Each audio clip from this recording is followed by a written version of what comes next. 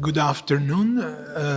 I think we can go on with the third panel of this extremely interesting conference. I am Paolo Girardelli. You know me from the morning sessions, but just to remind, I'm a professor in the Boğaziçi University Department of History here in Istanbul. And this afternoon, I will be moderating the third panel. We are beginning with a few minutes of delay, so I propose that we end a bit later than 3 p.m., maybe 3:15. Otherwise, we have to shorten all the program, and I think it's not fair for the speaker. So we will give at least 15 minutes to each speaker as planned. The first speaker of this afternoon panel is Irina Kasimova, Second Secretary of the Embassy of the Russian Federation in Istanbul, author of the books White Russian Émigré in Pera and The Russian Palace in Istanbul, so a very interesting monograph on this building with several archival documents that I do appreciate. Please, the paper of Ms. Kasimova is entitled The Russian Palace in Istanbul, designed by Gaspare Fossati. Please, Ms. Kasimova.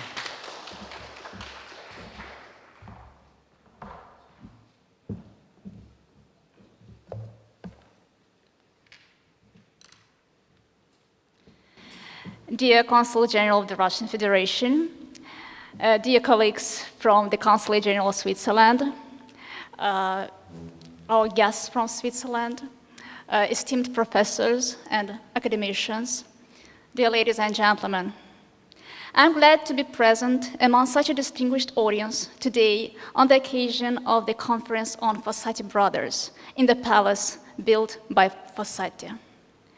My report will be devoted to the history of this architectural masterpiece, built back in 1838-1845, which hosts our conference today. For a long time, it served as the main building of the embassy of the Russian Empire to Constantinople, and then became the Consulate General of the USSR in Istanbul, consequently transformed into the Consulate General of the Russian Federation. In 2010, when I was working in the consulate, these buildings celebrated the 165th anniversary of its construction. So we decided that this palace is worth of an in-depth study. And that's how there emerged an idea to make a research and to publish a book on the history of this palace. For this purpose, we worked closely with the Russian archives, especially the Historical Documents Department of the Ministry of Foreign Affairs. And finally, the book was published. So here it is. The main value of it, apart from colorful photos, is that it contains lesser-known archive documents, many of which were published for the first time ever. So let's address to the history. In the 18th and 19th centuries, Russian ambassadors to Turkey were preoccupied with the idea of building a premises for the diplomatic mission.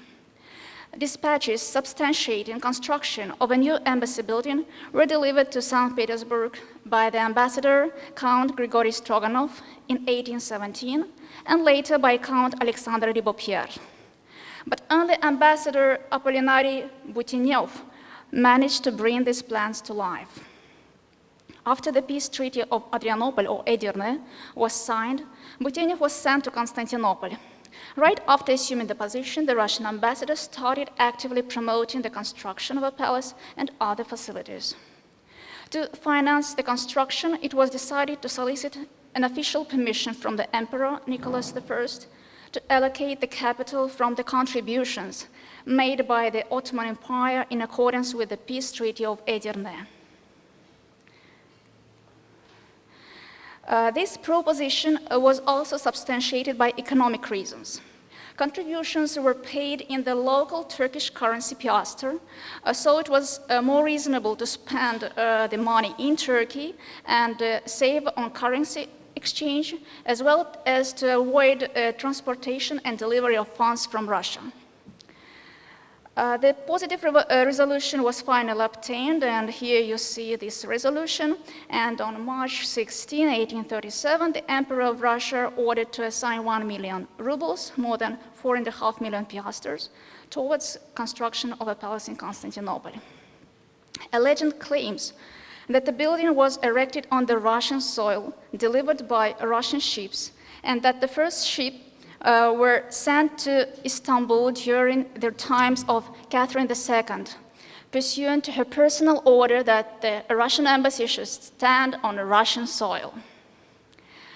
The architect of whom we talk so much today, Gaspare Fossati, was commissioned to manage the construction of the embassy.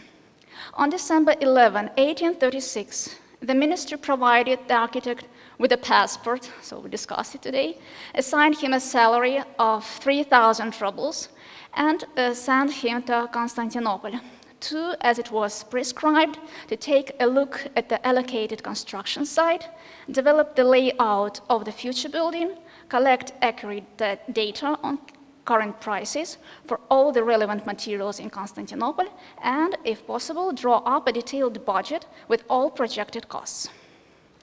On March 20, 1837, Fossati, who was only 27 years old at that time, arrived in Istanbul. After surveying the land plot in Pera, the architect concluded that for the convenience of building the palace, it was necessary to purchase the adjacent land plot, which was done. Fossati prepared several sketches of the facade, and let me show you some of them. So actually, you can see that some elements are really very close to the present-day building, or this one. Upon the approval of design specifications and estimates, in May 1839, construction work was initiated. A construction commission was appointed to supervise all the activities. And let me show you a copy of a report made by this commission in 1842. The commission included a number of officials serving at the mission in Constantinople and was chaired by the actual civil councillor, Pavel Pisanian.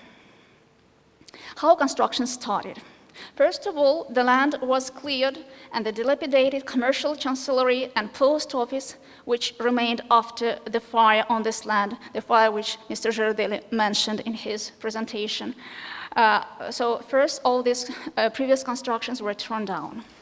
Next, the construction team proceeded with the foundation and support structures, as usual. This stage was completed in 1842.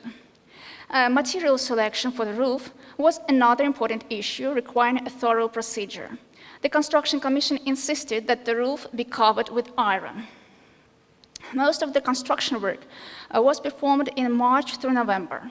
Winter was the time for interior finishing of the premises previously constructed, because in spite of the apparent mildness, winters in Constantinople are quite windy and humid.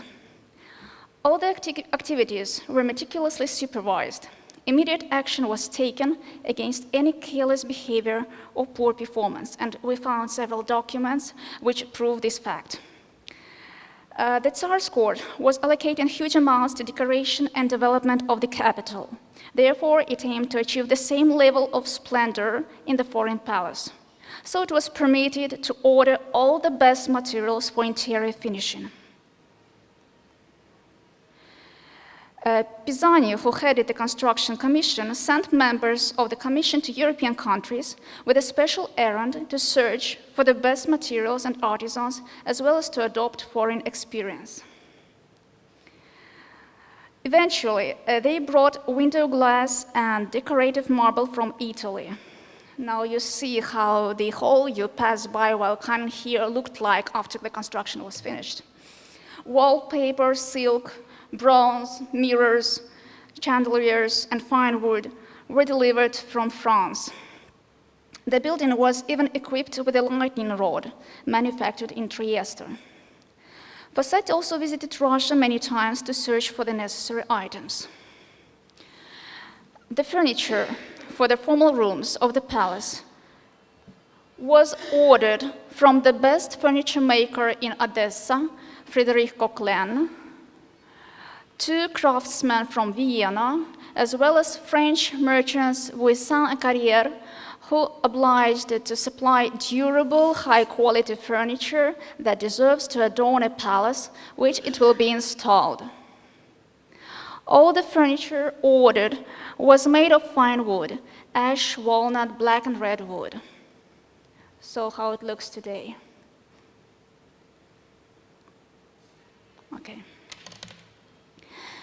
Upon learning about the large order of cast iron items for the palace that the Russians were about to place, many foundries addressed the embassy with their proposals. However, Lugansk foundry was selected for this job.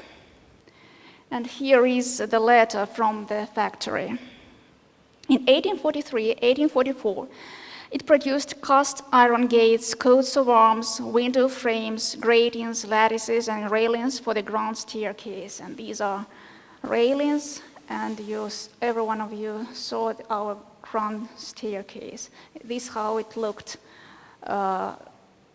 in the 19th century. The embassy granted the petition submitted by Fossati with respect to inviting foreign artisans. In addition to architects Comidas and Brossolato, his team of apprentices included his 70-year-old brother, Giuseppe Fossati, also mentioned by previous speakers, who had only recently graduated from the Academy of Fine Arts of Brera in Milan, as well as the brother of Gaspare Fossati's wife, architect Alessandro Rusca. And like the elder Fossati, Rusca was a member of the Russian Academy of Arts. He was granted membership in 1846 for his design of a bathhouse in St. Petersburg. The ceilings and walls,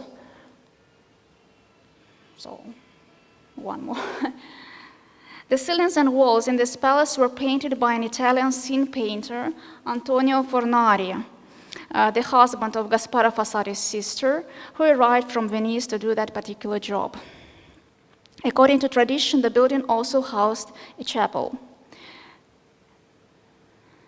It was decided to locate it at some distance from the neighboring Catholic Church of St. Mary, so that the two would not interfere with each other's services.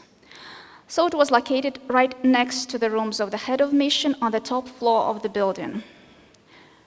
The iconostasis for the chapel was ordered in St. Petersburg in 1844. Every smallest detail in the chapel's interior was meticulously planned, including the selection of specific saints to be depicted in the icons, the style of the icons, and so on. The chapel was sanctified on Sunday, the 1st of April, 1845. Unfortunately, it does not exist now. The entire building was completed at the end of 1845. A note about the Russian palace in Pera reads, "The building in Pera, erected for the Russian mission, thanks to the emperor's generosity, has reached the final stage of construction. As for the exterior and the beauty of the ensemble, we anticipate that it will be met with a well-deserved approval from the Russian government. The same is true for the building's durability and materials. For this reason, the architect and the construction commission deserve the highest praise, whereas the amount of the 1 million rubles allocated to this project has been invested into a brilliant and lasting work." Not only the architect and the construction commission, but also common workers were rewarded for their labor. For instance, the emperor ordered to award the Turkish artisan Constantine Basopoulou, who was the chief craftsman of the stone house, with a medal for zeal. So how it looks today, how we saw it today. So my report is over. Thank you for your attention.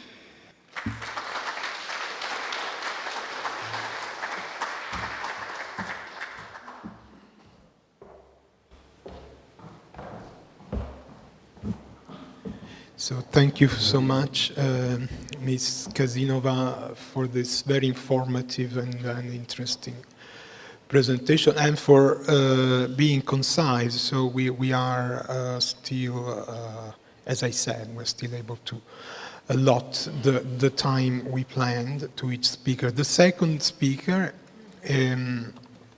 of this afternoon panel is an old friend, Dr. Silvia Pedone. She is, I'm sorry.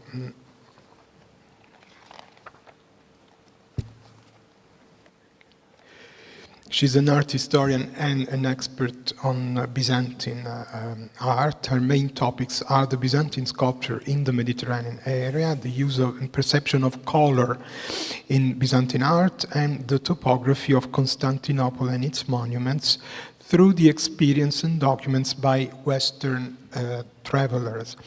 She works at the Accademia Nazionale di Lincei in Rome and is also a member of Dost-I, of the Dominican Studies Institute, that is involved in the organization of this initiative. The title of her talk is A City with a View, the Fossati Brothers and the Byzantine Constantinople. So, Silvia.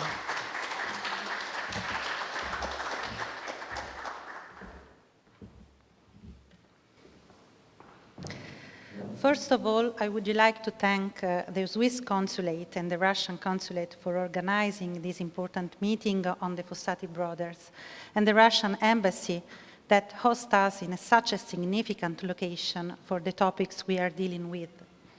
Many thanks also to the Italian Cultural Institute for contributing to my trip to Istanbul, to the friends and colleagues of the working group with whom we were in contact during the hard months of the lockdown.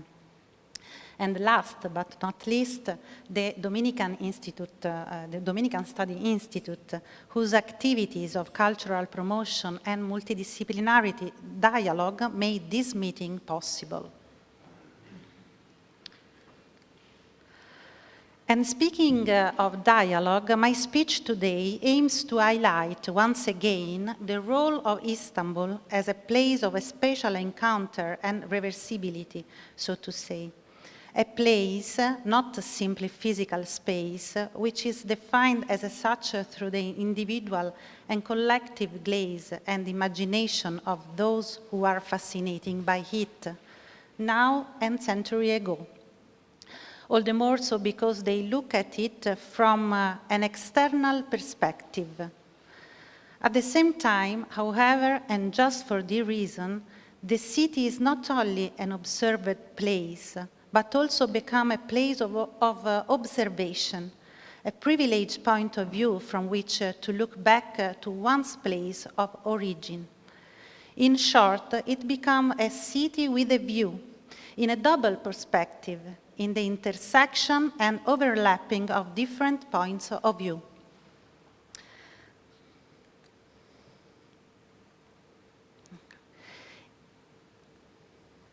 What's happened? Okay. In the historical formation of this complex stratification, the work of the Fossati brothers had a considerable importance. In particular, and it is the view that I would like to privilege here, with respect to the image of Byzantine Constantinople, to rediscovery of a special historical cultural dimension of one of its souls, which certainly coexists with the others, but does not lose its identity. Ever since his arrival in Constantinople in 1837, Gaspare Fossati easily integrated into the international environment of the city. His early prestigious commissions soon led him to establish friendship and business with the various foreign communities. In addition to the biographical information widely published by Pedrini Stanga and others, we can grasp an immediate visual testimony of the environment in which the Swiss brothers moved, thanks to the sketch by a friend of them. the Russian artist Mikhail Ivanovich Scotti, called to Constantinople by Gaspare Fossati to decorate some rooms of the Russian embassy.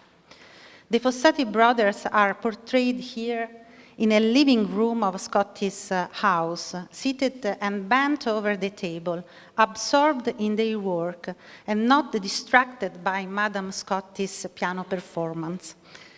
Even such a snapshot, a friendly tranche de vie, seems to emphasize the two brothers' tireless dedication to work. Equally eloquent is also the watercolor made by Scotti of the studio Fossati had in Pera, where we find in plain view working tools, projects, scattered papers, as well as the memories of their distant homeland, note the map of the Italy. However, the atelier was also a meeting place for friends, painters, travelers, and photographers, as another faint sketch depicting the same room reminds us, where the French painter Horace Vernet and the artist and photographer Frédéric Goupil-Fesquet are portrayed. Vernet was a friend of Gaspare since his stay in Rome at the French Academy, and was author of A Voyage en Orient. These were the years in which scholars, artists, and archaeologists visited the city and discovered its historical past. With the reforms of Tanzimat, that period was a turning point for the study of the ancient and Byzantine monuments of the city. On November 1839, the young Sultan Abdulmecid issued the famous Edict of Gülhane, strongly supported by Grand Vizier Mustafa Reşit Pasha. They started a progressive and unprecedented cultural opening towards Western influences, even giving up some Ottoman traditions. Such circumstances fostered an increasing knowledge of a place so important for the history of the civilization, no longer mediated by ancient and modern literary sources, but renewed on the basis of direct observations and empirical measurements of city and its monuments. The collection of empirical data, on the other hand, stimulated the need to reconstruct the historical and stylistic developments of this civilization, and to have a theoretical framework in which to set such a picture. Byzantine studies developed precisely in such a context. However, it should be noted that the Fossati seems less interested in the historical theoretical aspects of architecture than in the possibility of practical dialogue between historical knowledge and modern practice, between ancient and new, between contamination and different styles and traditions in the living fabric of the urban context. In that perspective, I think we should also see the exceptional restoration work of highly symbolic monuments for both Byzantine and Ottoman culture, the Hagia Sophia. The restoration was commissioned by the Sultan in the 1847, and no works of such a relevance had been carried out in the buildings after the restoration made in 1573 by the architect Sinan. As Cyril Mango had rightly pointed out, although the Fossati did not have a true knowledge of the architectural history of Byzantium, their work nevertheless proved to be breakthrough for the study of Byzantine art. Although guided by a functional and modern need, not motivated by scholarly or academic reasons, their restoration activity would have produced the most extensive documentation about the mosaics of the building, from the aniconic ones of the 6th century to the figurative mosaics of the Macedonian and Comnenian age, up to the great daisies and seraphim of the Paleologan period. As you know, the technical requirements of their task led them to discover these great artworks beneath the plaster. The architects then covered most of the mosaics with a new coat of plaster, especially the pictorial ones, which still decorated the walls of the mosque. The plastering and the new decoration mainly concerned the apse. Its upper part was covered with a thin layer of plaster and ornamental motifs, while the bottom zone between the bands was painted with the fake gold mosaics.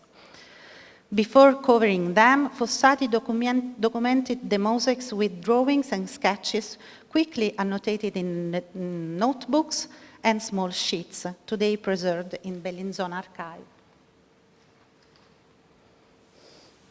An imposing but disorganized documentation, carefully studied only starting from the 1930s and then in the book by Manco. The intention of Fossati was to publish a monograph on the mosaics, but for unknown reason the project failed. Only an album of 25 lithographs was released, representing the exterior and interior of the monument before and after the restoration. Unfortunately, this splendid volume does not contain any specific documentation on mosaics. The German architect Salzenberg, who stayed in Istanbul for 5 months just as Hagia Sophia was being restored, published in 1855 a partial description of the mosaics and the drawings of many of them. Only in the 1931 was the Byzantine Institute allowed to proceed with a new restoration of the mosaics, and only then in 1935 the building was transformed into a museum by Ataturk. Was it possible to bring to light the exceptional discovery of the Fossati, which also had the merit of ensuring their preservation. Thomas Whitmore, founder of the Byzantine Institute, brought to light some still existing mosaics, that of the lunette of the imperial door and that of the south vestibule and the imperial panels. But the careful survey of the monument by the Swiss architects was much more widespread, just to remember the study of the marble fence slabs or the restoration of apparently invisible details, such as wooden beams and stuccos. Even today, there is no complete mapping of Fossati interventions, but modern studies of the decoration of Hagia Sophia have nevertheless highlighted how extensive the work carried out on the monument was in just 3 years. Oops. We can therefore say that the Fossati acquired first-hand knowledge on the field of the features of Byzantine mosaic art, as we can infer from the restoration reports delivered to the authorities, and as they themselves declared in a small treatise published in Turin, edited only by Giuseppe Fossati in 1819. Entitled Rilievi storico-artistici sull'architettura bizantina dal IV al XV fino al XIX secolo. If ancient Greek art, Fossati wrote, was sufficiently known, medieval art remained almost unknown, although medieval Greek architecture offers, artistically speaking, a number of ingenious devices and several combinations useful to modern buildings. Perhaps also for such a reason, the Byzantine monuments have a clear imprint of genius, which can be grasped at first glance, to use Fossati's words. Before the Fossati, only one other architect had obtained permission, not without difficulties, to study and measure parts of the building, even if he was never able to publish the entire documentation gathered on the monument and today preserved in London. I mean the work of the French architect and archaeologist Charles Texier, who carried out several missions in Asia Minor starting in 1833.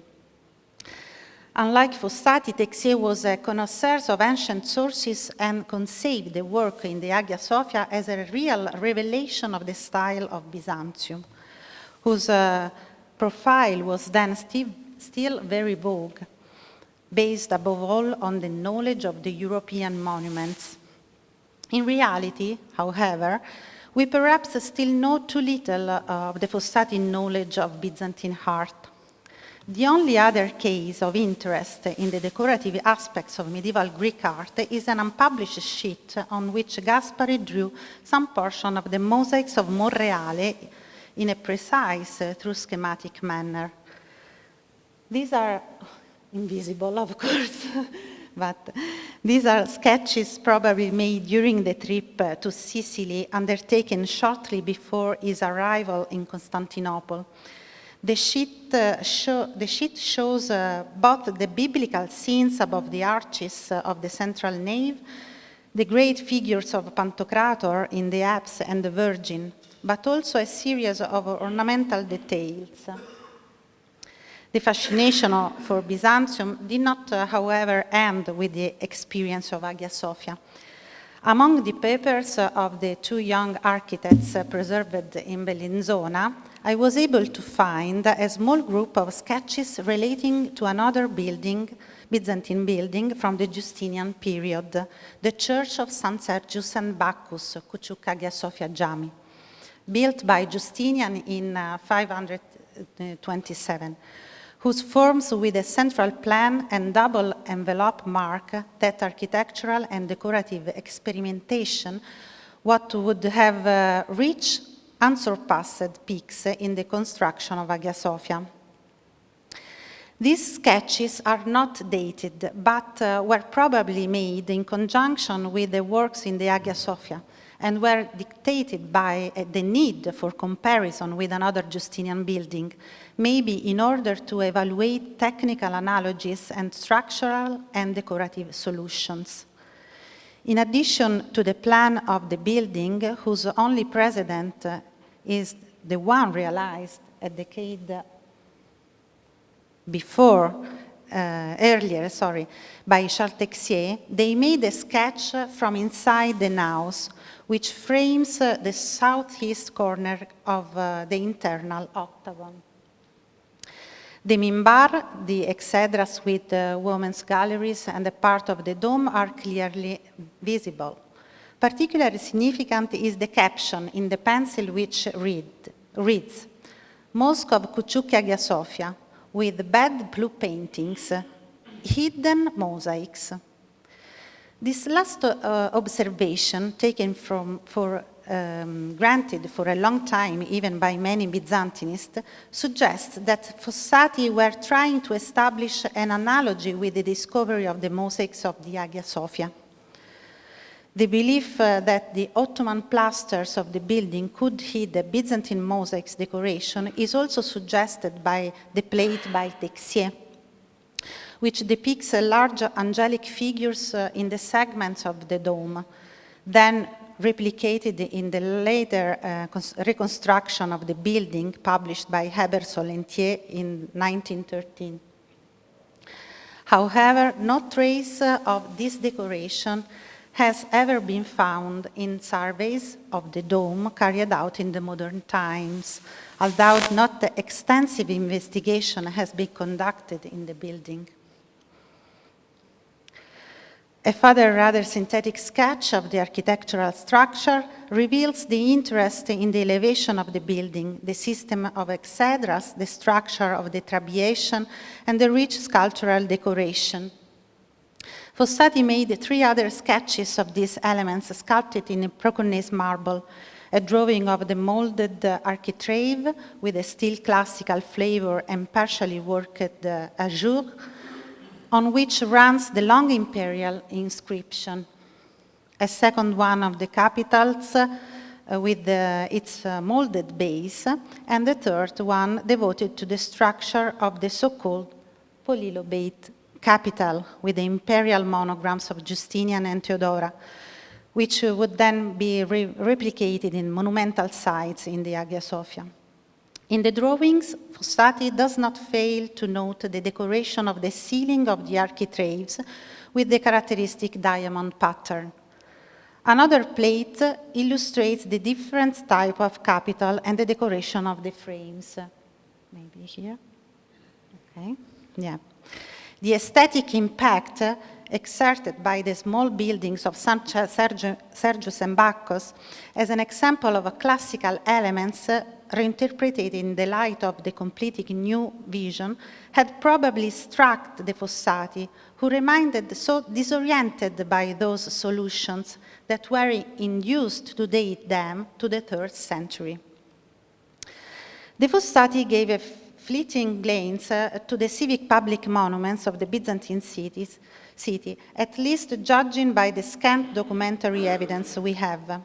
Like their French alter ego Charles Texier, they too were struck by 2 different main honorific columns still in place in the modern urban fabric of Istanbul. The Porphyric column of Constantine.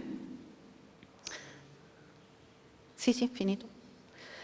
Better known as the burned column, Chamberlain Dash, and that of Marchand. Their interests were perhaps linked to one of the first official commissions given to Gaspare Fossati by the Ottoman government, namely the design of the 2 obelisks commemorating the Edict of Tanzimat, once to be erected in the Park of Gülhane and the second in the Beyazıt Square. The project was never realized, also for ideological reasons, but we know its features from the drawings preserved in Bellinzona archive.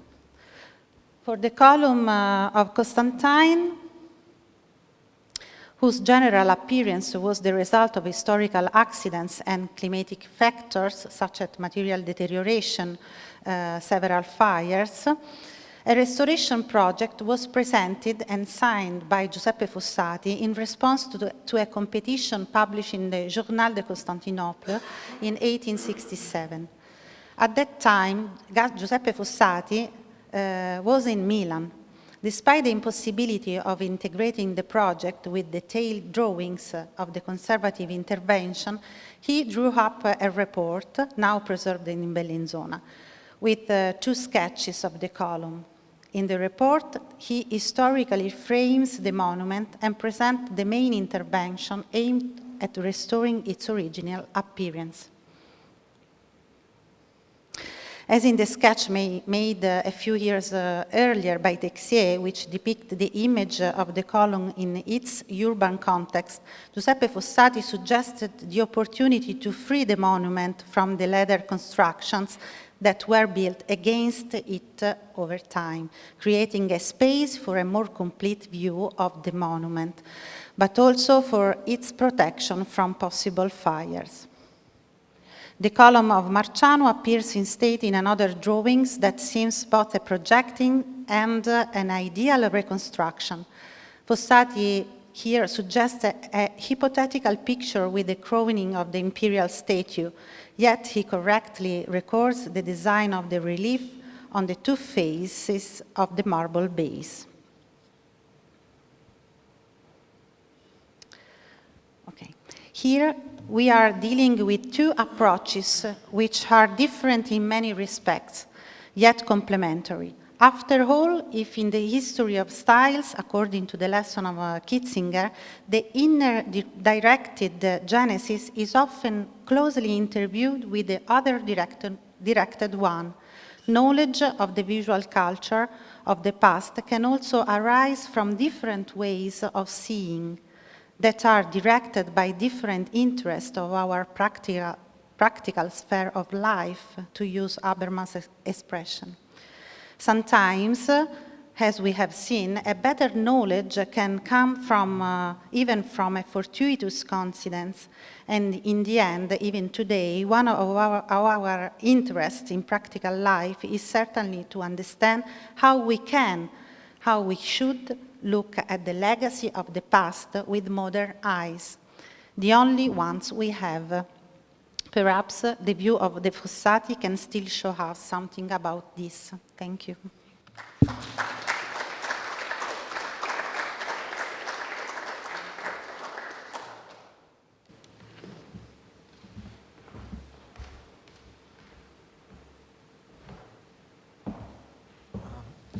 Thank you very much, Silvia. This was an inspiring presentation. So let's go on with the third presentation. I think we're going to end maybe 20 or 30 minutes after 3, but hopefully this is not a problem. So the third scholar today is Dr. Zeynep Aktüre, a restoration architect and teaching architectural design, history and conservation. Her current research focuses on politics of conservation, mainly in the framework of UNESCO's World Heritage Program. Her presentation's title is Fossati Restorations of Hagia Sophia, Istanbul in Historical Context, a Palimpsestic Overview. Thank you. Dr. Aktüre, please.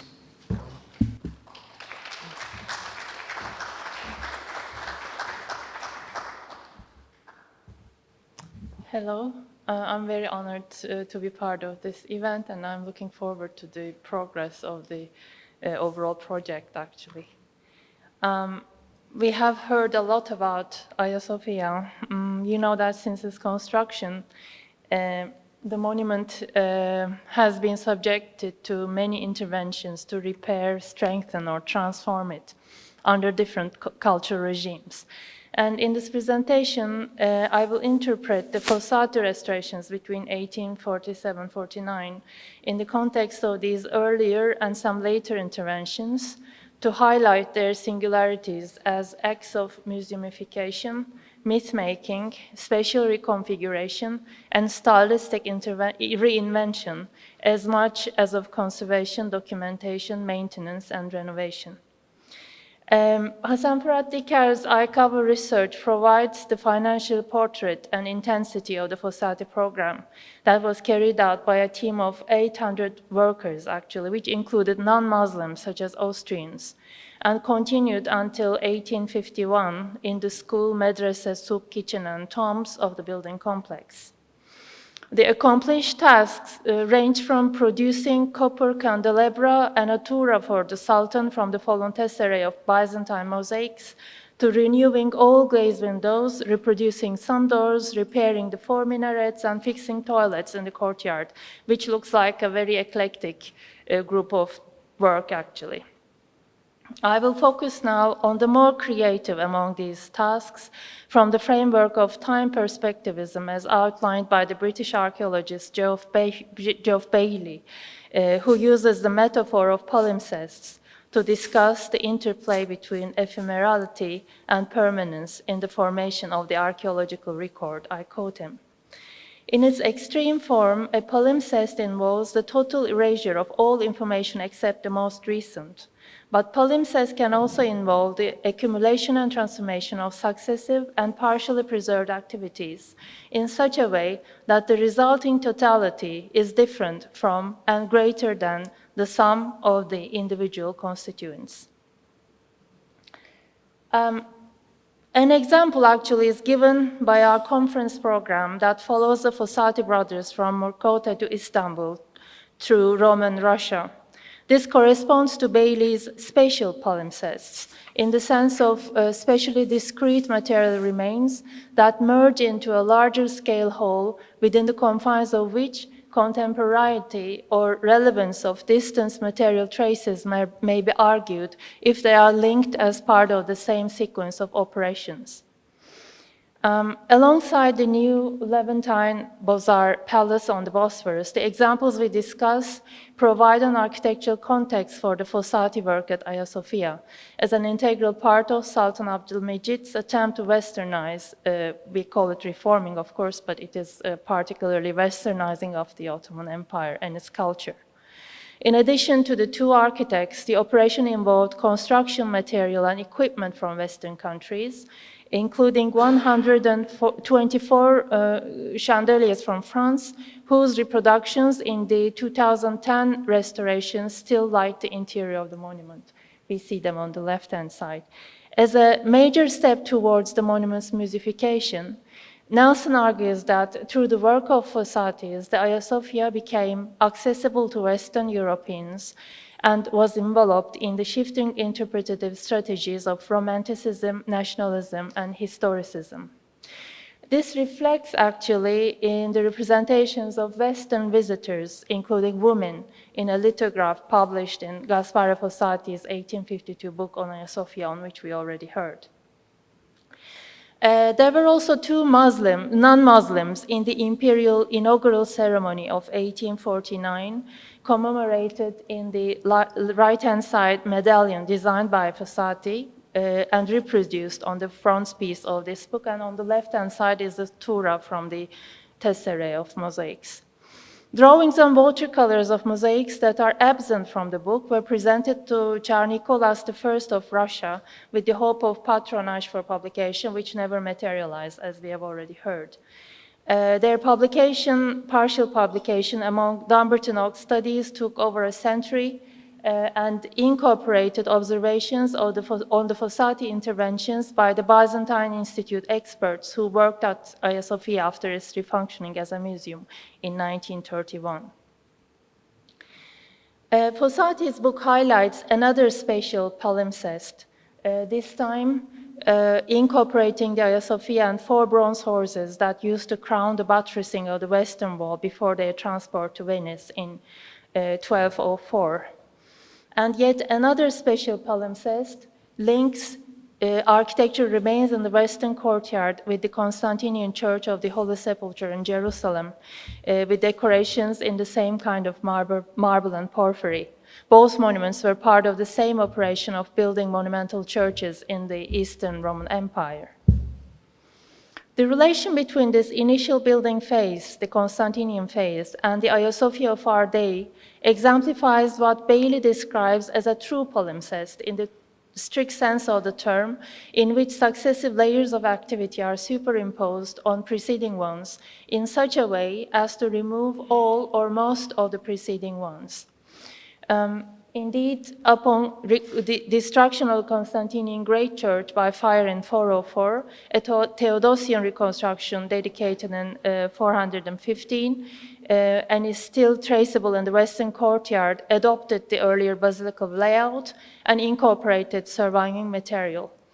And the Justinian phase, following the destruction of the second building during the Nika revolt of 532, introduced a huge dome and 2 half domes along the longitudinal axis, under which the earlier 2 building phases were almost completely lost, though their foundations may still be lying below, as some people suggest, as in the St. Peter's in Rome.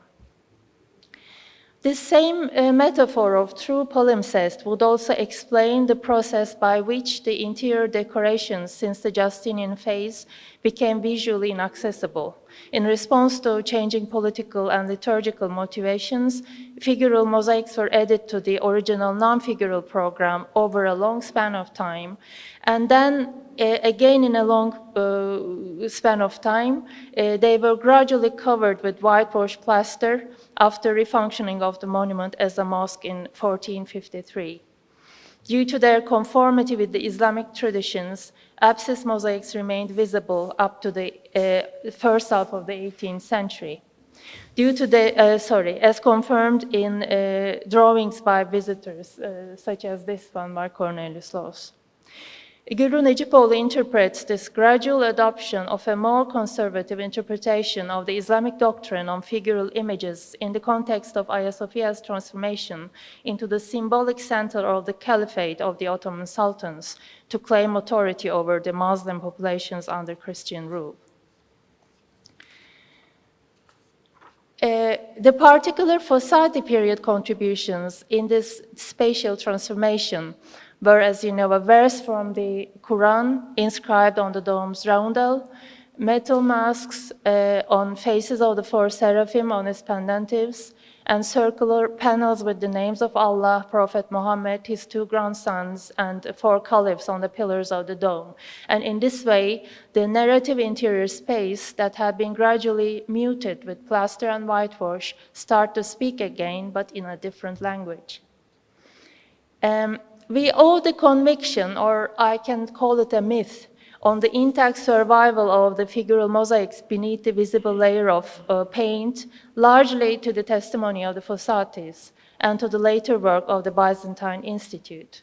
And this aspect of Hagia Sophia as a true palimpsest may, I think, be compared to the Temple Mount in Jerusalem, since in both cases there is hope and desire in those who identify with the concealed layers for their unveiling, which creates tension with those who identify with the final layer that is visible now. Thus, both complies with Bailey's definition of a palimpsest of meaning as a succession of meanings acquired by a particular object through its archaeological life as a result of different uses, contexts of use, and associations, some of which are identifiable by physical modifications, including its ongoing significance as an archaeological remain or a museum exhibit. The latest refunctioning of Hagia Sophia as a mosque may also be conceived in this context, since physical change is actually confined to some movable curtains masking figural mosaics re-exposed by the Byzantine Institute's work, and to a green carpet that has considerable impact on the visual and audio atmosphere. In the Fossati interventions as well, although the main objective was structural consolidation of cracks in the walls, dome, columns, marble revetments, and stucco decoration, the outcome was a comparable changed atmosphere that was compared by Teteryanikov to exclusively ornamented contemporary European palace interiors. As to structural repairs in Hagia Sophia, they seem to produce a cumulative palimpsest described by Bailey as successive episodes of deposition or layers of activity superimposed one upon the other without loss of evidence, but are so reworked and mixed together that it is difficult or impossible to separate them out into their original constituents. And an example is offered by the upper structure of Hagia Sophia, which partially collapsed in a period of earthquakes in the mid-6th century and rebuilt with a higher dome, with later repairs and reconstructions after the earthquake and war damage in the late 10th and mid-14th centuries. Identification of the precise extents of these could be possible, as you can see here, on the basis of measurements, materials and techniques, and interfaces of construction. And part of the same whole is an iron bracing introduced around the base of the central dome by the Fossati, which is criticized by some experts as an outdated technology already by their time, and so its structural contribution has to be studied in more detail. Successive periods of decorations, including those of the Fossati, on the other hand, are distinguished by their stylistic attributes. So the difference between these two sets of drawings is also expressive of a shift from an artistic to a technical interest in the modern monument now. After strengthening with iron clamps wherever necessary, the Fossati restorations left non-figural Justinianic mosaics exposed, while recovering figural parts with plaster upon request by the Sultan, painted over with images matching the surviving patterns, such as an 8-pointed star in the Justinianic style over a whitewashed narthex panel, or a pattern with Gothic style rosettes covering that in the south vestibule here. Additionally, Byzantine Institute research revealed Fossati completions elsewhere of the lacuna with yellow paint over plaster that is given a texture for harmony with the original on the left-hand slide.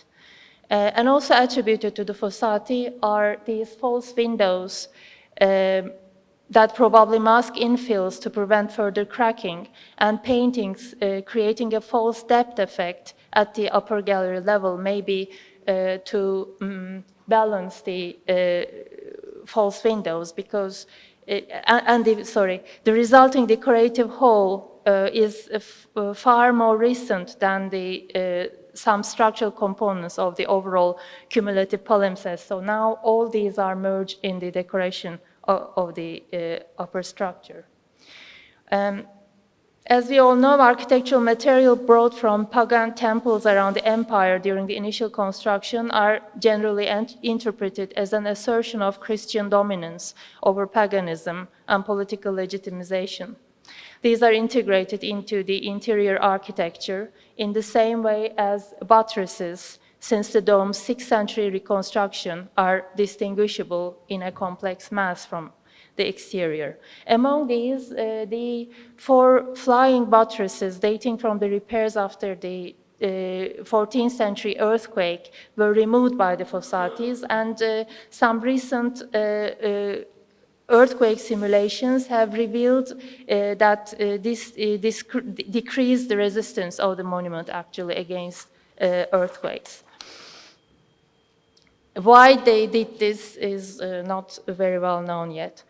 Conservators of the Byzantine Institute were also critical of some Fossati implementations for not being able to diagnose and solve some of the major conservation problems. Also for the type of plaster they used for mosaics, which was different from the original one, and for focusing more on creating a revivalist decor suiting the taste of the imperial courts in England and Istanbul than on mosaic conservation per se.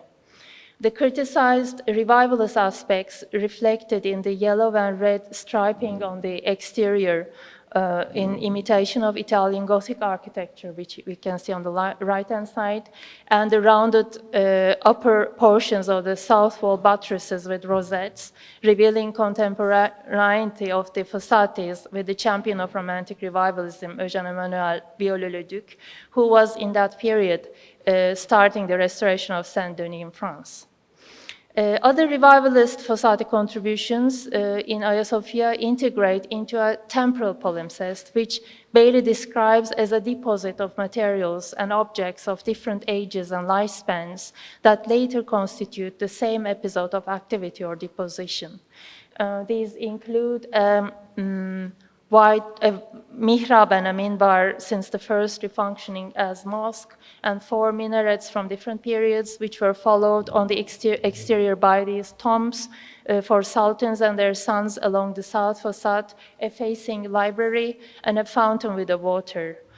Smaller scale additions inside, all dating to different periods, include marble water jars from Pergamon. And the hexagonal Sultan's Lodge added by the Fossatis is marked by its Neo-Byzantine style among these, but it was not something new to something homogeneous already. The lodge was connected to an entrance pavilion designed also by the Fossati for the Sultan to rest before private access to the lodge from the square in front of the Topkapı Palace Gate. This pavilion was refunctioned in 1980 as a masjid for top Turkish officials and heads of state of Islamic countries, but was closed by the government of generals following the military intervention of 1980. This is a photograph of the interior. Changes in sensitivity about Hagia Sophia's function may be traced in the pavilion's reopening for prayer in 1991. So practically Hagia Sophia was open to prayer before 2020 as well. And last but not least, the madrasa, which is pending for completion to the northwest of Hagia Sophia, is officially presented as a reconstruction of a Fossati renovation at the location of an original that was either refunctioned from a Byzantine building or built anew by Mehmet II in 1466, and to which a second floor was added by his son Bayezid I.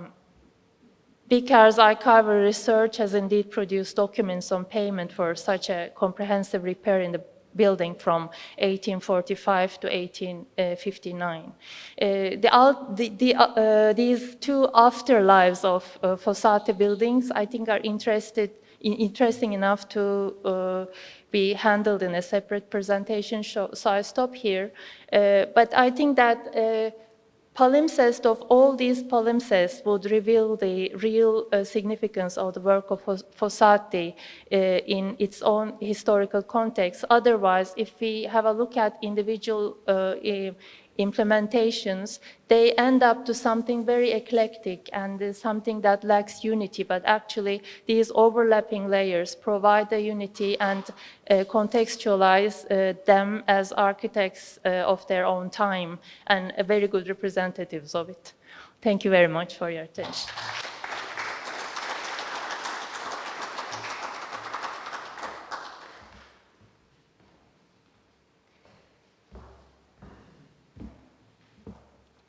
So thank you very much, Professor.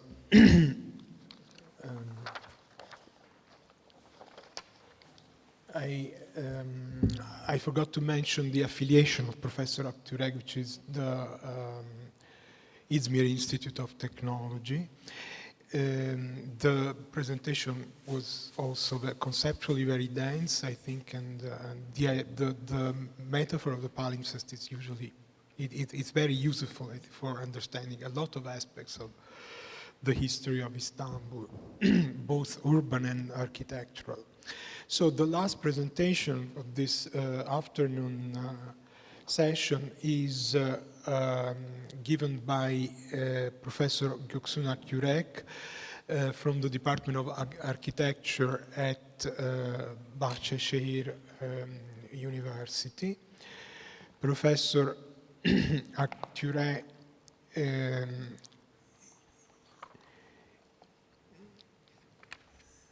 is an expert in restoration and teaches architectural design, history, and conservation. I'm sorry, no, Göksun Akyürek.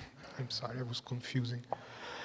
So Göksun Akyürek, Professor Göksun Akyürek from Bahçeşehir University is an architect and architectural historian working on 19th and 20th century architectural production of various scales and contexts, mostly focusing on Istanbul and Turkey.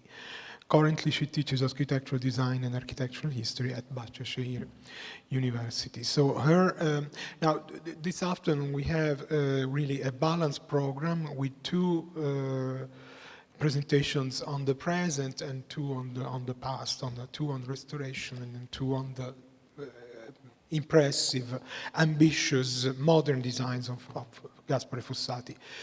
We heard about the embassy, and now we hear about the Darülfünun. So Gaspare Fossati and the Darülfünun, building a monument for the first Ottoman university in Istanbul, 1846, 1863. Thank you, Professor Akyürek.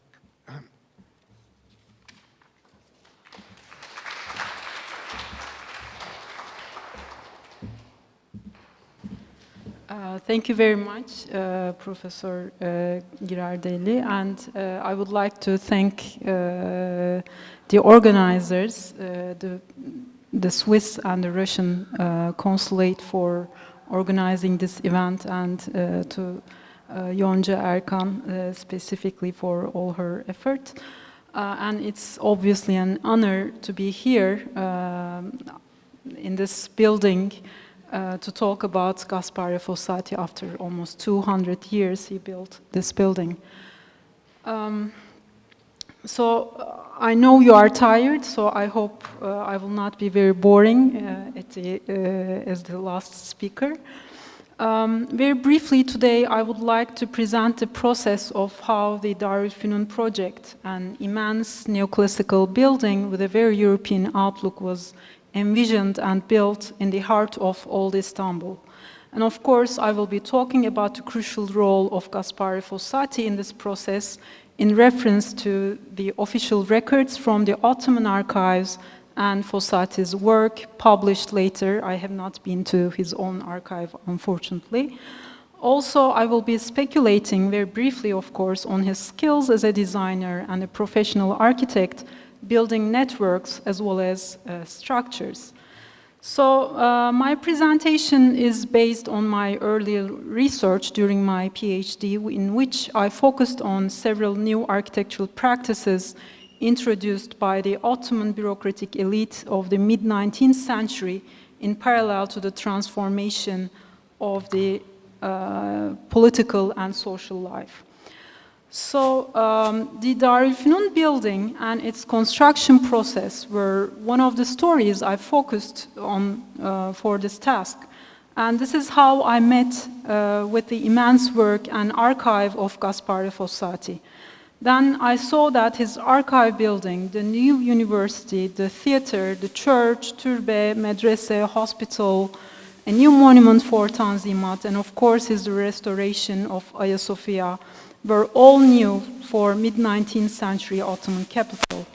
The role and legacy of Fossati seem crucial because he made these new types of buildings imaginable or realizable for the Ottoman bureaucratic and cultural elite.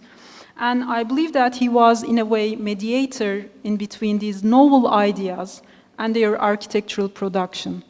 Also, his archive, including drawings, sketches, and writings, are quite prominent sources for Ottoman architectural history because many of those are not preserved in the Ottoman archives today. And back to Darülfünun, today I would like to reverse the chronology of its life, because we are talking about a building that does not exist, unfortunately, today, and some say fortunately, and start with its imaginary present, as you can see in this very image. So this is a collage as part of a project that was executed in 2010 when Istanbul was one of the cultural capitals of Europe. So it's a ghost building today, unfortunately, or fortunately. Yeah, and this is right probably after the fire. It was burned down to its ashes in a fire in December 1936, and 33. And before that, the building seems to have changed the overall architectural character of the area. And I will show some more images. So this is another image from the fire. This is from the interior. As I said, we are moving back to earlier. So the image on the left is from the interior, probably when it was used as a court or the justice hall, and the right showing its exterior facade with some cars waiting in front. Again, a very urban outlook, very urban scenery, I guess, with the horse cars, and you see a flag on top. This time you can see the building together with the Haseki baths. It's a, Sinan structure, a 16th century structure right in front. And this shows this, let's say, striking proximity of the two buildings, the Darülfünun and Hagia Sophia complex. They were very close, as you see. And another aerial view showing the urban setting and, again, the proximity of Darülfünun with its neoclassical facade facing the Marmara Sea and Hagia Sophia and the Sultanahmet Square. This is an aerial view, again showing their relationship. And yeah, another view from the Marmara Sea showing them in relationship. And please be aware that the photo is taken from an angular position so that Darülfünun does not block the silhouette of Hagia Sophia. So it's a smart position, maybe. And I find this also very striking. So this is an image showing the opening of course, this is the second parliament on 1908. And it displays an unusual, interesting dialogue in between the two buildings. You see people on top of on the topest even ring of Hagia Sophia, all the substructures as part of this ceremony. So obviously the building has an interesting dialogue with Hagia Sophia. And I think it also helped to move the focus from the eastern plaza of Hagia Sophia. Sorry, again, this is from the interior. Yeah. Okay, this is another view from 19th century, 1965. This was a great fire, Great Hoca Paşa fire, which burned down a big portion of the historical peninsula. And again, you see the two together. Yeah, here in the maps, you can see how Hagia Sophia, the void around the building, and its eastern plaza leading to Topkapı Palace used to be the outer space, the plaza that the building was viewed, and Darülfünun has changed that appearance, the urban appearance of the building, and as you see, when Darülfünun was built, the plaza to see the building, Hagia Sophia, was also moved towards the south. And it was further connected with Divan Yolu. You know, it was the historical itinerary, ceremonial itinerary since Roman Istanbul or Constantinople. And you can maybe also connect with column of Constantine or Çemberli Taş. So this is a new setting proposed and realized by Fossati with his Darülfünun building. And the monumental scale of this building, so big and so close to Hagia Sophia, is a fact that needs to be addressed. However, isolation of historic monuments and their display in the urban scenery has been a later issue for Istanbul, especially after 1860s. Also, I would like to emphasize the architectural skill of the architect to be able to build a dialogue in between the two buildings and the quite complex urban context they stand upon. And I have recently also argued that Darülfünun and its high visibility also made the bad condition of Hagia Sophia even more visible in the urban context and in the international arena at the time when Darülfünun's construction started. And now we may ask, why is this building so big, is placed right here? And why is it so close to this ancient monument of Hagia Sophia, also so big and so holy? And why do these images depict a building that was not used as a university? Where are the students and what happened to the building? Okay, now we again see the urban silhouette of the two.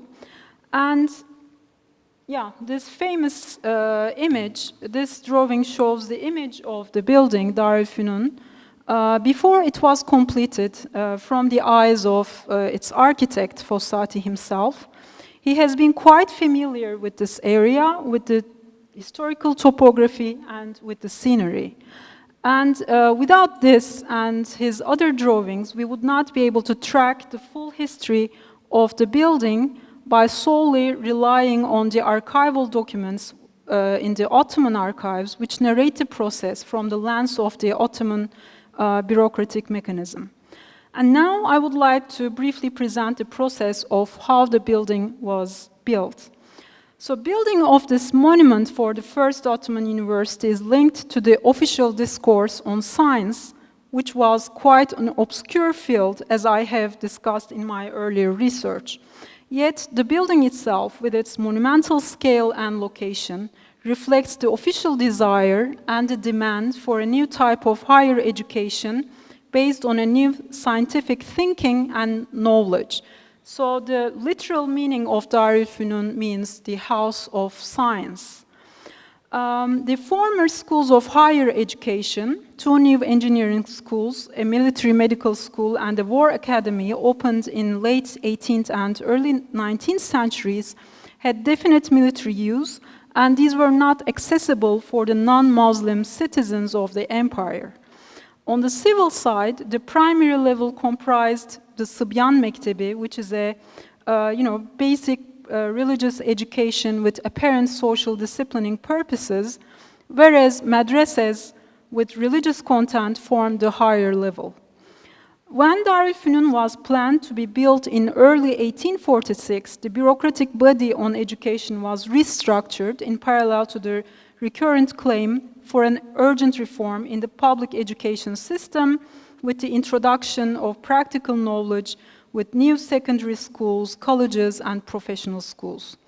According to the official agenda for adjusting the current public education in line with the needs of time, in the official decree dating February 1846, the very first Ottoman university, Darülfünun, was conceived as the ultimate model for the third and highest level of public schools.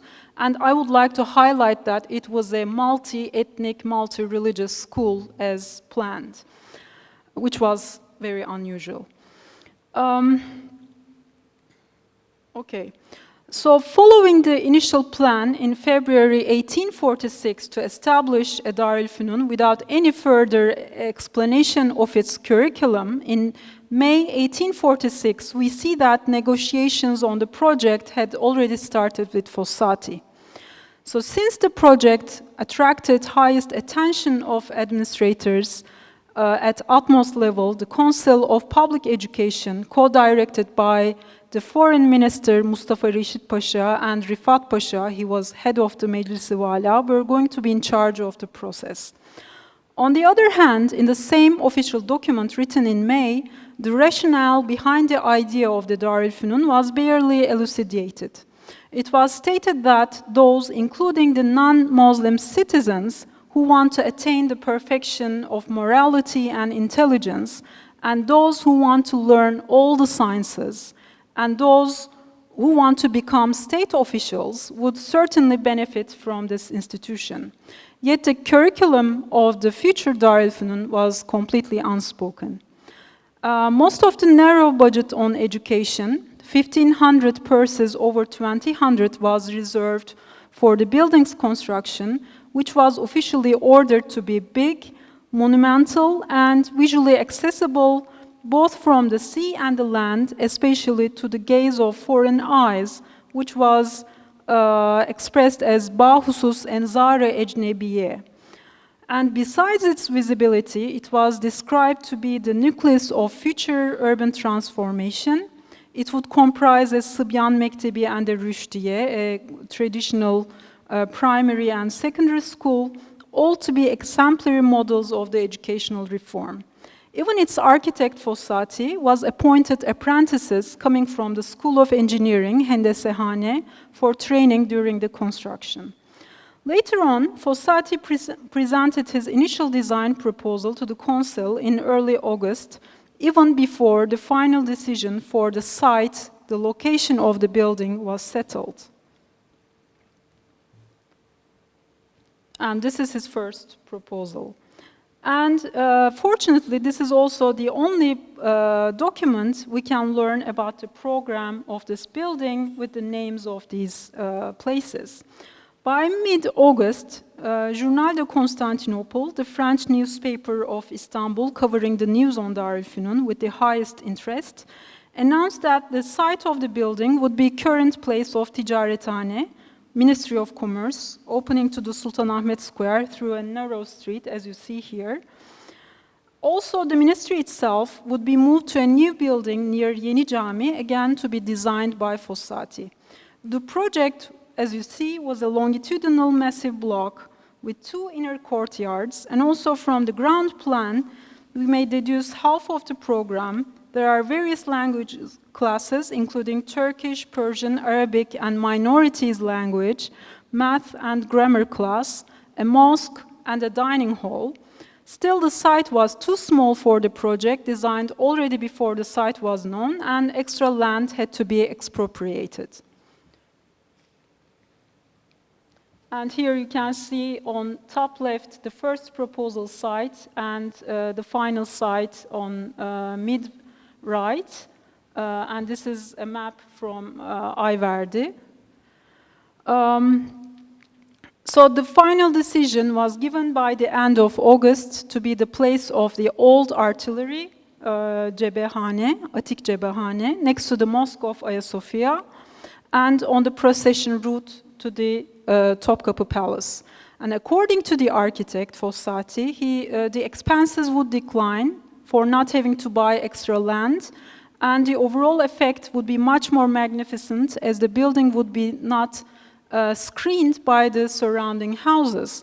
And following Sultan's consent, the building was adjusted into this site with several alterations. So you can see the first and the final project together.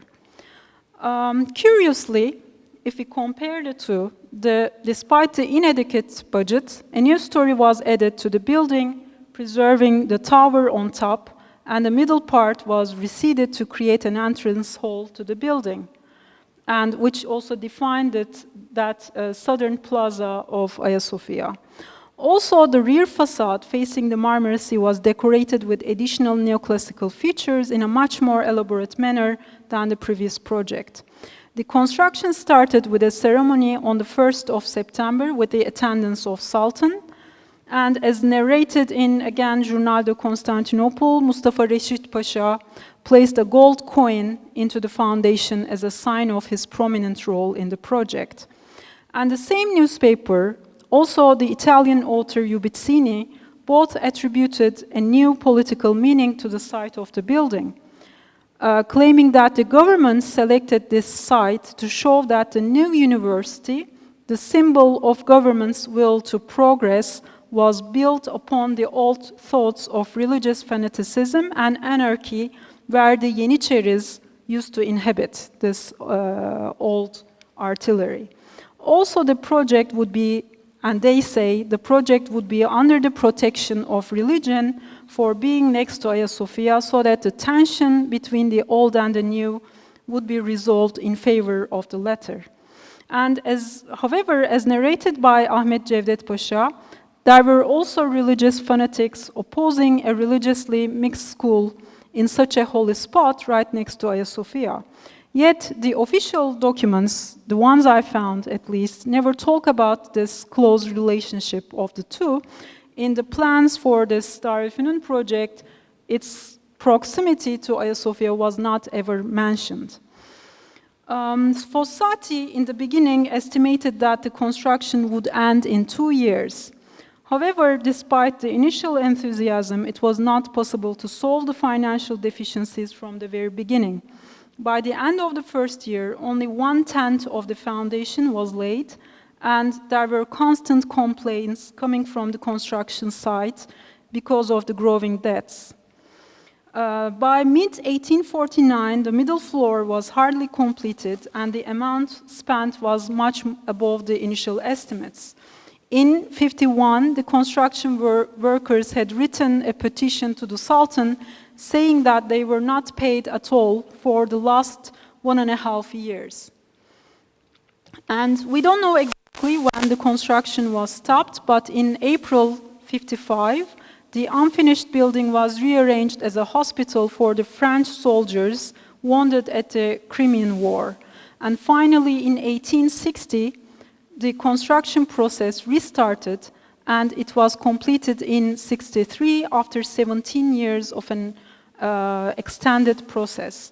Also in 1961, the contract with Fossati was terminated after paying him a high amount of atonement for this long period of delay.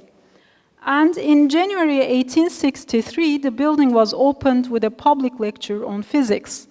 These public lectures on various subjects continued till 1965, and in March 1965, the Darülfünun was moved out because it was ironically found too big for this purpose, and it was replaced by the Ministry of Finance, which was probably seen much more important. And Fossati's role in the realization of this project seems quite central. Once, when I made a presentation on Fossati, I had said, we don't know why specifically Fossati was selected for this task. Hasan Kuryazıcı was among the listeners, and he said, who else could do this project? And maybe it is a valid question for the restoration of Hagia Sophia. So he was apparently a very skilled architect, also good in networking.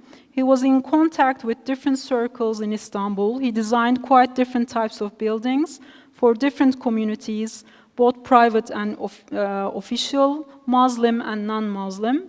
However, his good relations with the government also rested on dynamic grounds, which were seriously altered after Mustafa Reşit Pasha died in 1858. And as a first-hand witness of the political arena, which overlapped with his practice, Fossati was not always very optimistic about what's happening in Istanbul. Remarkably, in a letter he wrote to a non-Ottoman authority, he said that the new university building of Darülfünun, being built on the site of the former Augusteion, was not promising such great consequences for the Turkish youth. Of course, we don't know on what experience or information he said that, but unfortunately he was right. And finally, I hope more and new research on Fossati may reveal new perspectives on his work, on his writings and drawings as part of Istanbul's rich urban history. Thank you very much.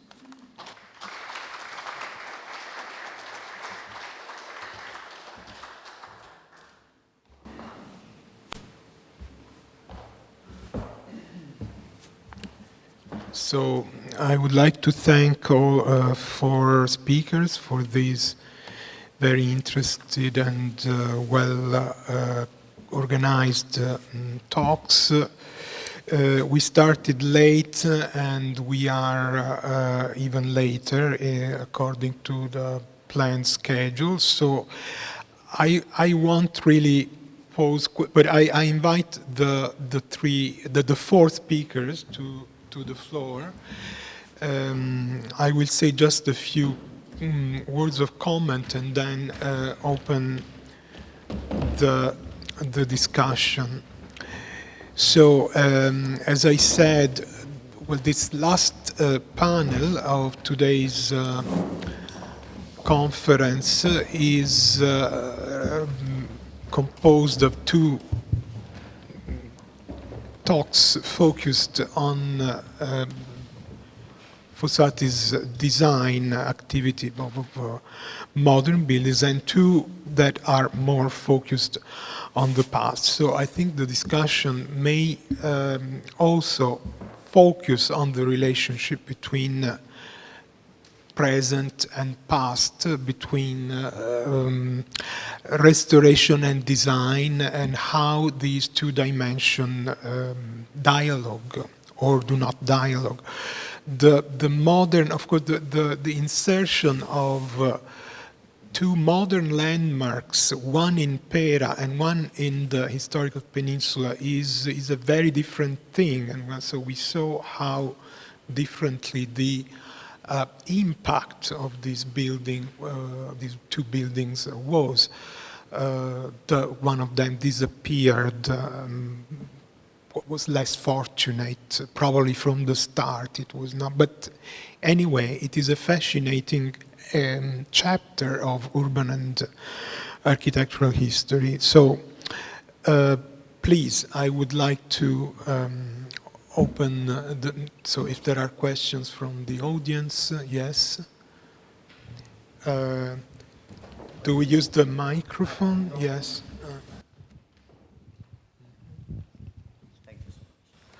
Well, I have three very small postscriptum. First to Signorina Pedone. You showed us a planimetry from Sergios Bacos, which was extremely orthogonal. If I'm not wrong, the existing planimetry is not orthogonal. So, I don't know, it's chosen from Fossati archive or not, but just to remind you. The second one is to Professor Aktüre. You mentioned the four bronzes, horses, are transferred from Constantinople to Venice. I'm not sure this is the right description. They are stolen from Constantinople. The last postscriptum is for you, Ms. Akyürek. Thank you so much. It was enlightenment for a figure which is not only interesting for architectural history, also, I think, also a very interesting issue for Mr. Dr. Freud, because that scale from Darülfünun is not architecture, it is vandalism. So I really wonder that vulgar vandalism.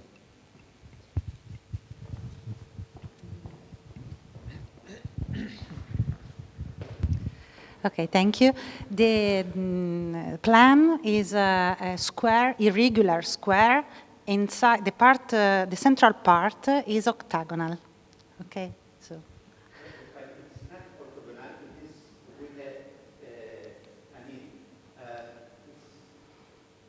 It is with It is Oh, I know very regularized. well. Yeah. What? Compared to the original, I think there is like a rectification, sort of regularization, which is typical in the 19th century. I mean, Letaroui was doing that on the monuments of Rome. It's a common practice. You are not interested in really the original millimetric feature, but in the scheme, in the type. So that's how many scholars proceeded in the 19th century.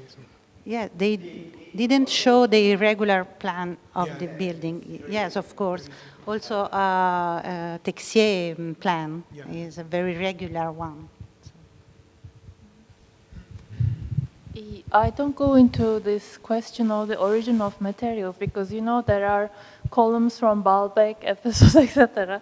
They are also stolen from... also the columns from Baalbek.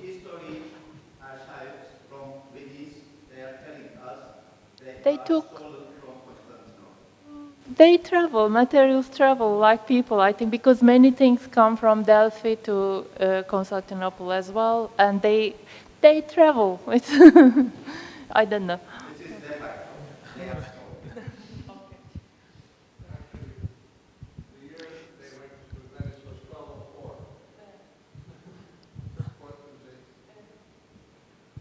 Do you really expect a response to your comment? Or? Okay, I think, I mean, okay, what can I say? Okay, thank you. Yes. Heritage perspective, actually, such a building is inconceivable now. I mean, how would we explain if this Sultan Ahmet Park was inscribed on the UNESCO list right now? How would we explain that modern building? Yeah, really, I mean, the matter of scale is very impressive, and the closeness to Hagia Sophia. Today, even the curtains are being discussed. You build a huge building. Yeah, it shows how much time changes, actually. The ideal space, originality. Yeah, actually, that's how I started my PhD even. I saw that image and I thought, how on earth could someone build such a big building right here? And now it has disappeared.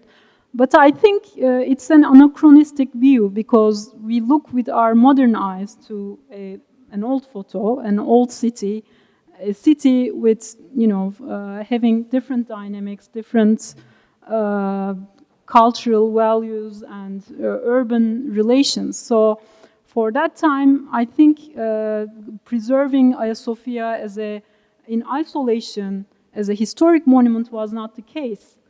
Because I believe after Darülfünun came to fore, Hagia Sophia also became visible. because 2 years later they started the repair job, and I went through the records, and I have seen that, for instance, for this repair job they did in Hagia Sophia, they were not offered to pay anything because they were already doing Darülfünun. So they thought that, so it's a part-time repair job, you know, they could do at lunchtime even. So it was, I think, Fossati brothers probably who made such a big project out of this task, I mean, for Hagia Sophia. But probably it was because of Darülfünun, it was so visible because it was in a very bad situation then. I mean, the witnesses say there were really large cracks in the dome, and it was completely neglected. The city was moving north. The Dolmabahce Palace was being built. Topkapı Palace was left. So it was becoming a museum, maybe museum in its early stages, that area. So that's how maybe it also became visible. So yes, there is another question. Before the next, yeah. No, I was just going to say that the 19th century is full of barbarity. What has been done in Rome, also next to the Roman Forum, I mean, it's not so, I don't think it's so extraordinary, the Darülfünun in such position. The world was full of things like that. So, Yeah, I mean, it was free, I forgot to say. It was yeah, also. land. It was free of charge.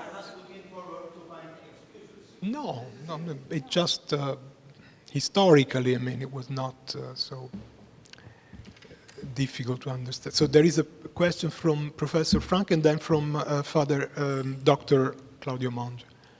What I thought was fascinating, first of all, thank you very much for all of your contributions, which were absolutely fabulous. To my colleague Akyürek, I just want to say, it sort of struck me, I think there is a, if I may play the Dr. Freud here, the Dr. Sigmund from the good Berggasse in Vienna, but there is a white elephant in the room, and I think the white elephant might be coming in under the name of Schinkel and Klenze and indeed the Fossatis. I think these are these internationally traveling great architects, and on all occasions they actually complete major cultural projects in this period, and one of them, one is not completed, but certainly Klenze with the new hermitage, the Neue Hermitage in St. Petersburg, does something very, very similar, which could have also been read as a form of, you know, desecration of Rastrelli and so on. I don't think it was intended as a desecration. I think what it was intended is very similar to what Schinkel and Klenze were planning for Ludwig I on the Acropolis in Athens, and we are very happy that it was not built on that occasion. I agree with you.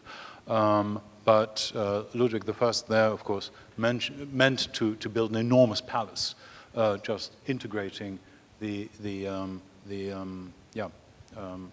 Parthenon. So I think that was basically my reading, in a way, that there may be a white elephant in the room, who are these internationalists who are running around all over Europe and filling in bits and pieces, and it seems science is coming into it every single time. So is that perhaps a reference to reconnecting with Justinian?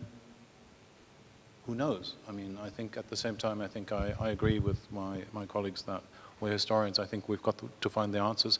Sometimes we find them outside the context, and perhaps sometimes we even find them either in Athens or in St. Petersburg, which of course is the fourth Rome, you know, the city of St. Peter and Paul. Anyway, there we are. Thanks.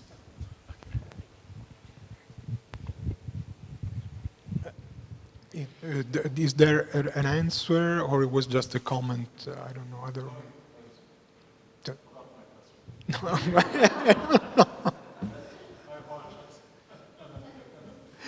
Okay, maybe later, if we have time, we can discuss more. So, please, Claudio. I joined to give thanks, first of all, because even if we were tired, it was really inspiring what you said. We didn't sleep at all. We discovered a man, Fossati, that was an incredible traveler, observer also, taking note, making schedule and so on. I would like just to ask you maybe one sentence, if you want, in a transition from the first and the second day of our meeting, because tomorrow we will move in a church that need to be restored.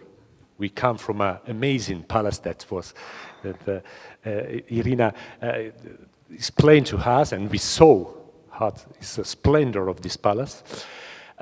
You know, today with our eyes, there is a sentence, a final sentence of Silvia Pedone that struck me, because he said, Fossati was a restorer with modern eyes.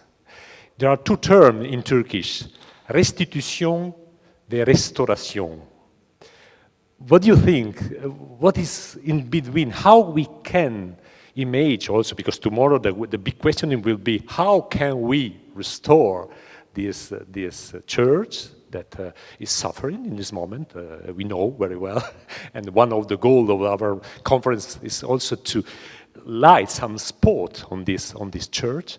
What does it mean to be observer, to take ideas, to rethink also in a modern way the past, to merge modernity and ancient time? For me, it's absolutely fascinating. Today, someone will say, we'll ask the copyright, you are copying, what are you doing? What are you? I don't think so. What do you think about it? I don't know if I'm enough clear. Thank you once more for your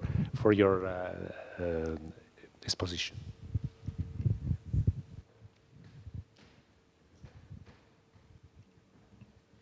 So Claudio, this is the problem. This is the real problem.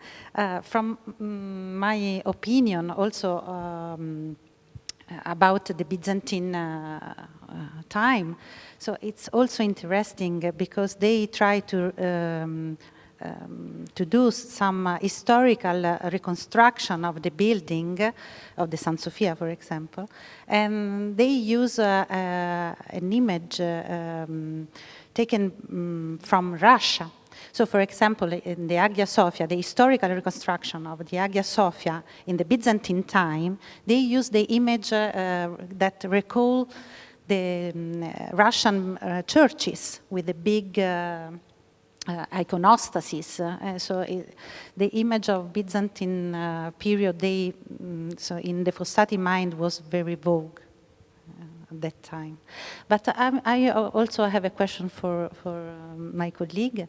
It's about a strange thing, because the Fossati on one side of the Sultanate, so in the Hagia Sophia, they were interested to preserve the ancient mosaics, and for the big monuments, they never quote the antiquities that they probably found in that area, because it was the area of great palace of Byzantine time. So if you find something about.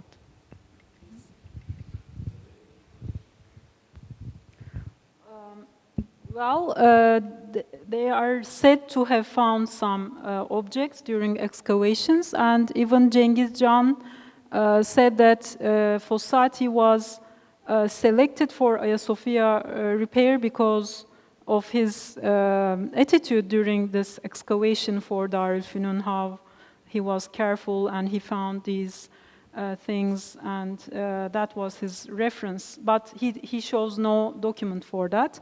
But we know that he found, I don't remember specifically, but he found things, and they are moved to archaeological museum. And there is a mention, there is a small mention that some spolia were used for the imperial tribune, for the Hünkar Mahfil in the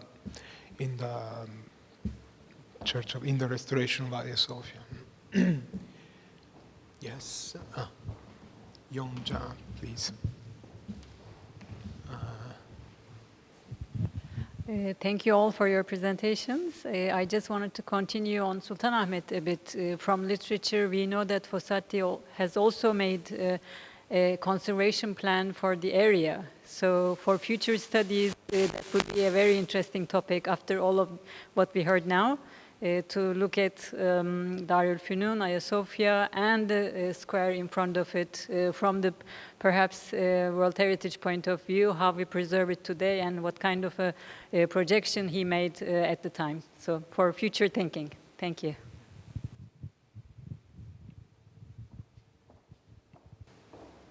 Is there an answer, or was just no, just a comment? So I think I have only one small question to Mrs. Kasimova. The materials, if I'm not, I heard something, I may have missed something. So the materials come from different places. Glass from France, you said. The furniture is made in Odessa. Odessa, Austria, France. Odessa, Austria, and France. So what about the marbles? I was so is there marble from Italy, or because I see around that there is local marble in the but yeah, actually, there are some pieces are a local marble, but some pieces were really brought from abroad, from Italy, and it was an artificial marble because when I talked with the specialists, they told me that the marble which was situated here was very not so rather cheap, and the artificial marble from Italy was really very, very high quality, and it was a symbol of splendor. So there was also artificial marmorino made from, that's a very interesting, and there were artisans from northern Italy producing this marmorino, and it was more expensive than the real marble. Yeah. Okay, so no, that's also, I think that an analysis and research on materials is very. One last question, yes. And then we give the floor to Professor Daniela Mondini, who will make a final conclusive remark on. So what? A last word to Darülfünun, to the decision maker of the building, Mustafa Reşit Pasha. He was the most important, well-known thief of the last period. So he was not interested in another thing than the percentage commission from the state operations. That's it. Okay, we will meditate on if there is archival evidence also of this. I would. Okay, so thank you very much for the presentation, for the questions, and I invite Professor Daniela Mondini.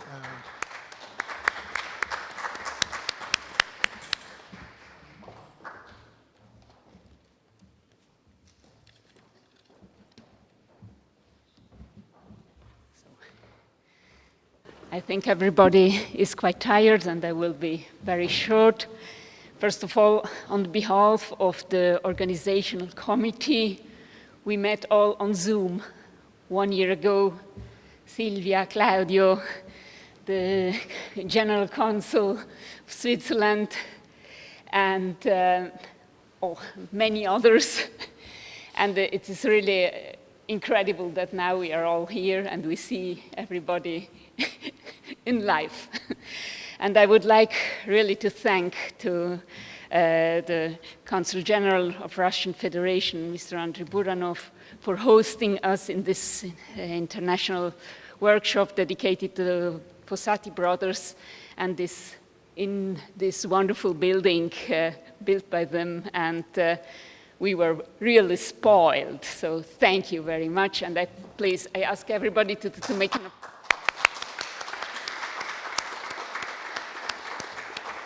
And since from the beginning we wanted to have the architect of Mendrisio, Mario Botta, to be here in Istanbul for this Fossati event, and he was not able to come. So Riccardo Blumer, the former director of the Accademia di Architettura, is coming now and brings some words from Mario Botta, I think in Italian, and if it's needed, I will translate, and but maybe.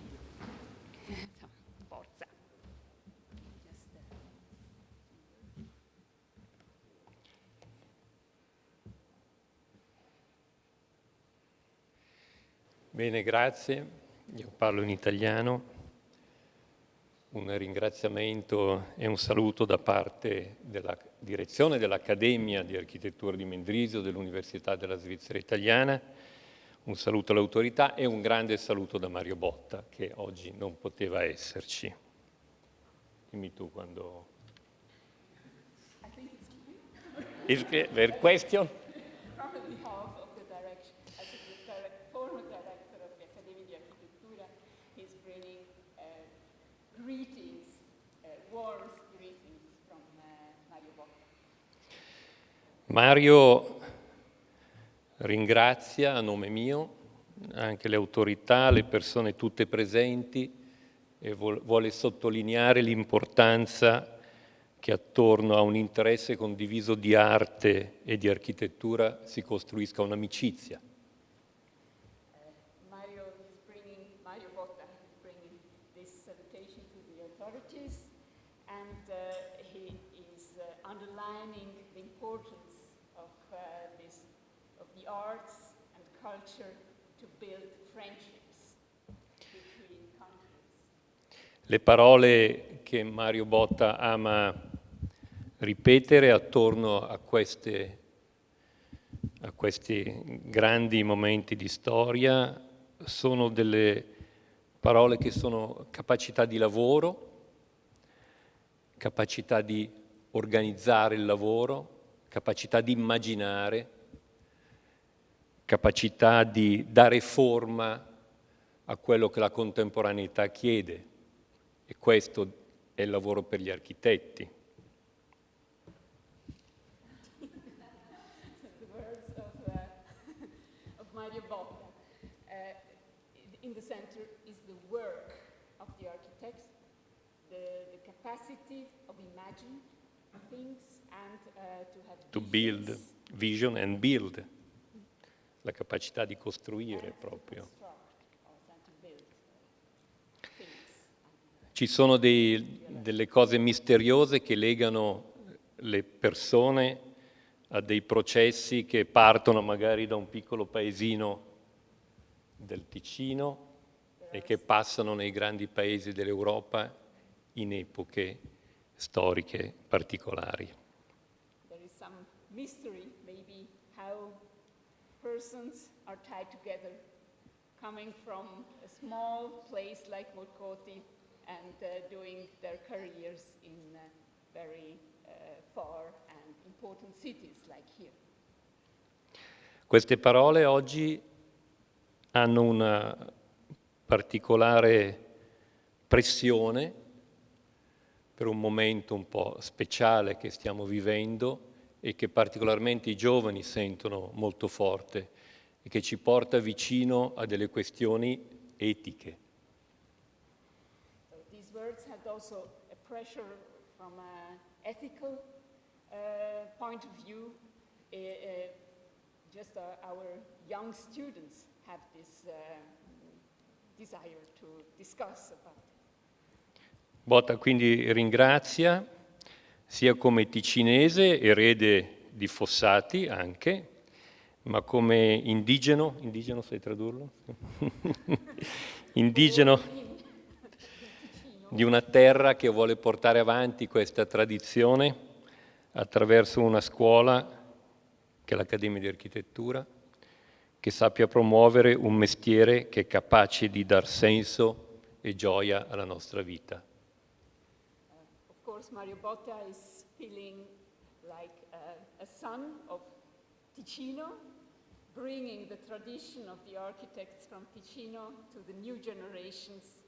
And also the school he founded is, of course, one step in this direction that I would like to give to General.